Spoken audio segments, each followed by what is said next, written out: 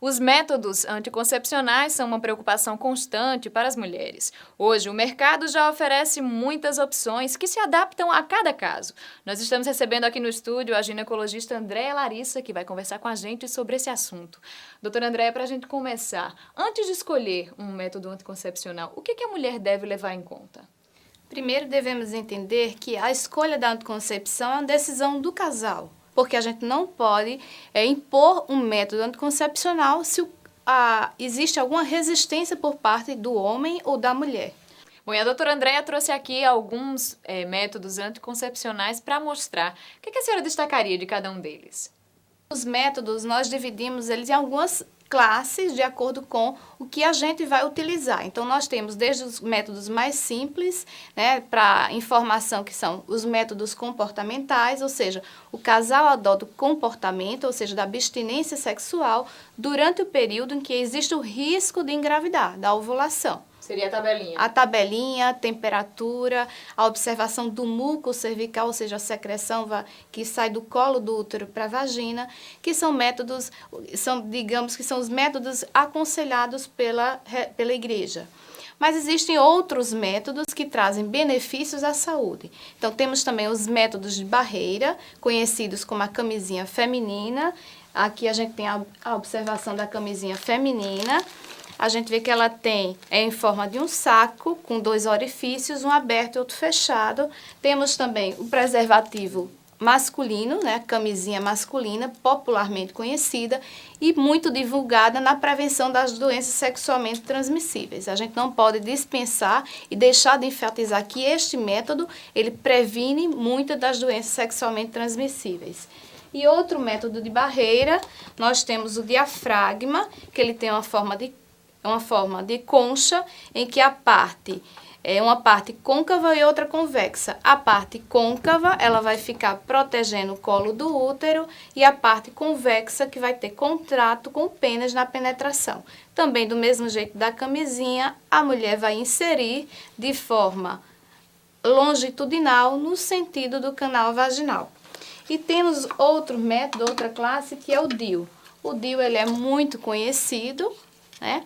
Ele é um bastão em forma de T, que o médico vai medir o tamanho da cavidade do útero, e com este aparelho aqui, que é o dispositivo intrauterino, ele vai inserir, que em forma de T, vai ficar e se moldar ao útero, né? Esse fio, ele vai ficar no canal vaginal, e a gente corta e deixa 2,5 centímetros para baixo do colo uterino, e é a visualização deste fio que vai guiar a retirada do DIU posteriormente. Durante os métodos hormonais, a gente tem a ideia e a tão famosa pílula, né, que é o anticoncepcional hormonal oral, né? Ele existe em várias apresentações, com 21 comprimidos, com 28 comprimidos.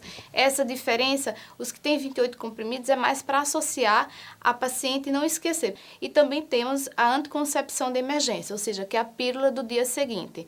Ele tem uma dose de derivado de progesterona e deve ser tomado nas primeiras 24 horas após a relação sexual desprotegida. Existe dose única, que a gente aconselha mais, e também existe 2 doses, ou seja, um intervalo de 24 horas entre as doses, mas em algumas pacientes a gente evita 2 doses para não esquecer a tomada. Então, nós temos também os anticoncepcionais injetáveis, nós temos apresentação para mensal e trimestral. A diferença entre eles é que o injetável mensal, ele tem estrógeno e progesterona, e o trimestral só tem um derivado da progesterona numa dose mais elevada.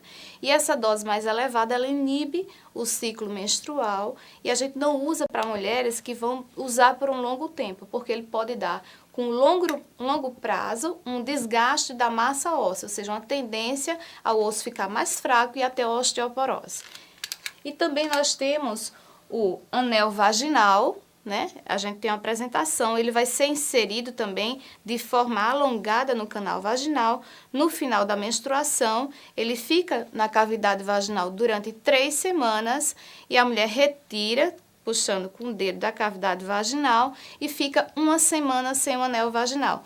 Após essa semana, ela insere novamente, permanece 3 semanas com anel e 1 semana sem. E seria mais ou menos o mesmo sistema do adesivo, não é isso? Sim, o mesmo sistema do adesivo. O adesivo também é colocado no final da menstruação. A gente sempre orienta para colocar em regiões que não vão tomar sol para não manchar a pele, né? Geralmente, o abdômen inferior, evitando colocar na parte próximo às mamas, pode ser no tronco, né? E orientar essa paciente que se sair o adesivo, ela coloca outro e tem que permanecer 3 semanas com adesivo e uma pausa de 1 semana sem o adesivo.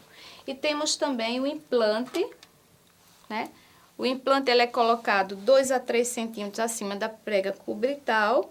A gente vai inserir com esse dispositivo e o que fica abaixo da pele é só esse bastão, que não é perceptível, a gente visualizando. Para inserir uma pequena incisão, às vezes precisa um ponto, e tem uma duração também de 3 anos. A laqueadura de trompas também tem sido uma opção utilizada pelas mulheres. Há algum prejuízo para a saúde das mulheres que escolhem esse método? Primeira coisa que a gente enfatiza é que todos os métodos anteriores que a gente falou, eles são métodos temporários, né? Enquanto os procedimentos cirúrgicos, ou seja, não só a laqueadura tubária, como também a vasectomia, são os métodos que a gente considera definitivos, porque a chance de reversão é muito baixa. Então, primeira coisa, quando a opção do casal são os métodos definitivos, eles devem estar conscientes que a chance de gravidez futura é muito baixa. Então, em relação à saúde da mulher, algumas podem ter irregularidade menstrual, porque no pinçamento pode pinçar algum vaso que vai nutrir o ovário, né? E, na verdade, não tem relação assim, a outro impacto nocivo de menopausa precoce, nenhum. Mas, algumas vezes, esse casal pode separar, normalmente, por isso que a gente não faz em mulheres tão jovens, em casais tão jovens, porque se houver desejo de uma futura gestação, isso é uma grande demanda pelos serviços de procura de fertilização. Então, o casal tem que estar muito consciente da opção por um método que é definitivo. Ok, doutora André, daqui a pouco a gente volta a conversar então sobre métodos anticoncepcionais, porque você agora vai ver como está a expectativa dos novos alunos das ciências médicas com o início das aulas.